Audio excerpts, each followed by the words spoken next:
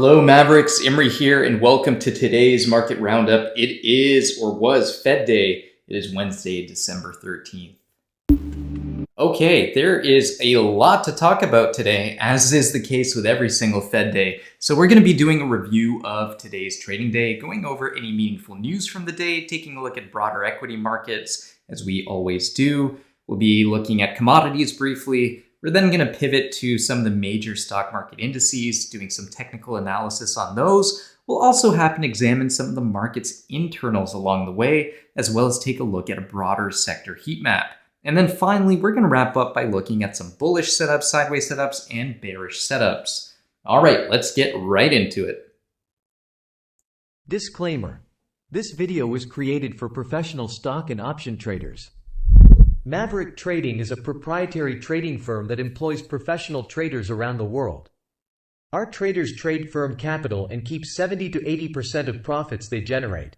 All trades and analysis in this video are for professional traders only.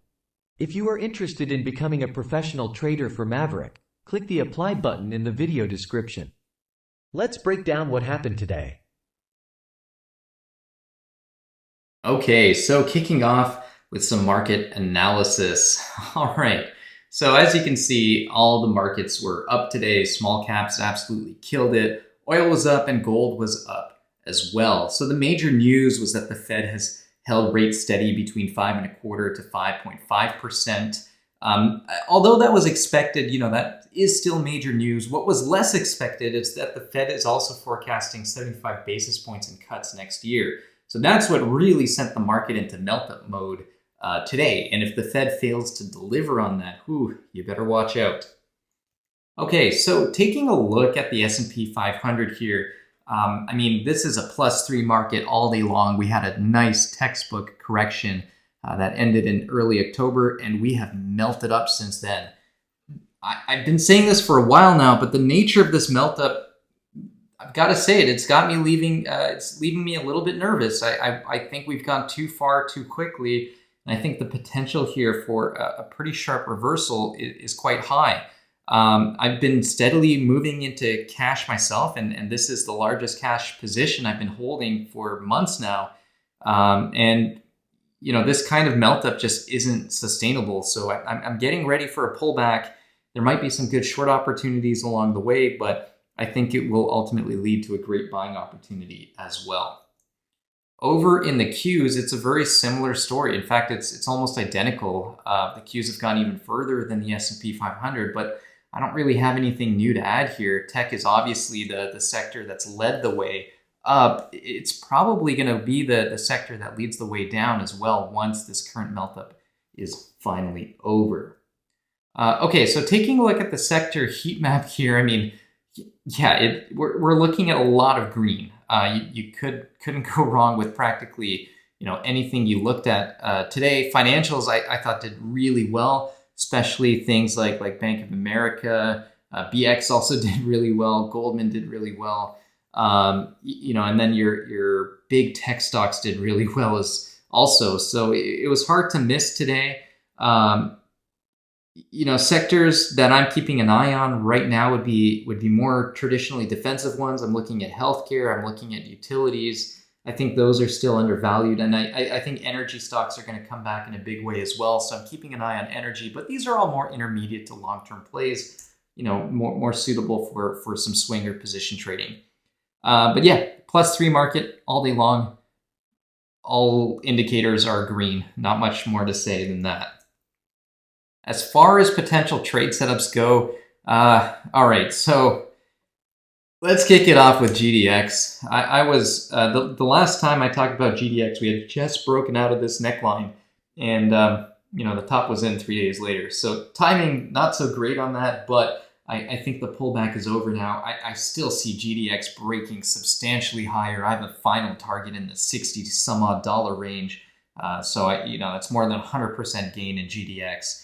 Call me crazy, but look, I know gold miner stocks tend to be very volatile, but my analysis, every bit of it, technical, fundamental, macroeconomic, tells me that gold stocks have bottomed and we're starting a new cycle here. So this is one of the most exciting plays on my watch list for all of next year. So I still like GDX. So long as we don't break below that right shoulder, somewhere below $27, this trade idea is very safe. The risk reward is insanely good. Okay, so the bearish trade I have, the neutral trade I have is Old Dominion Freight Line. This was a neutral trade. This was a bearish trade that I had on my watch list a couple weeks ago, and we did break down nicely from that $411 high. And I'm now turning neutral. I think we'll chop sideways in Old Dominion for quite some time, and makes it a good candidate for any kind of range-bound trading strategy. And then finally, here's a nice bearish setup in Chevron. I do think energy stocks will come back, but Chevron looks like it has a little more downside in it before we can break higher. This looks like a great base / symmetrical triangle, pennant, whatever you want to call it. A break below that support line would be great, circa just a little bit below 140, and I think we can see some nice downside in this stock. So it's a pretty straightforward, watch list for me. I think the market's signals are pretty clear right now. I'm not saying that the whole market's going to reverse on a dime tomorrow. I'm just saying I think now is the time to be cautious. It's not a time to be taking outsized bets. It's good to be opportunistic right now and look for these fairly short-term plays on a trading basis, and then see if we can gear up for anything a little bit heavier in the new year. So tomorrow's outlook, the market's holding strong despite extremely overbought conditions. And to be fair to this market, when something is trending strongly, that is when you do want to see overbought conditions, and that is what we're seeing. As far as economic reports go, retail sales and manufacturing PMI to close out the week. We're also going to have unemployment on Thursday as well, so keep an eye out for that. And then as far as earnings reports goes, there's Adobe, Costco, Live, so lots of earnings actually this week. So definitely some event-driven plays if that is your bag. Well, that's it for me, traders. Thank you so much for watching, and look forward to speaking with you next time. Bye for now.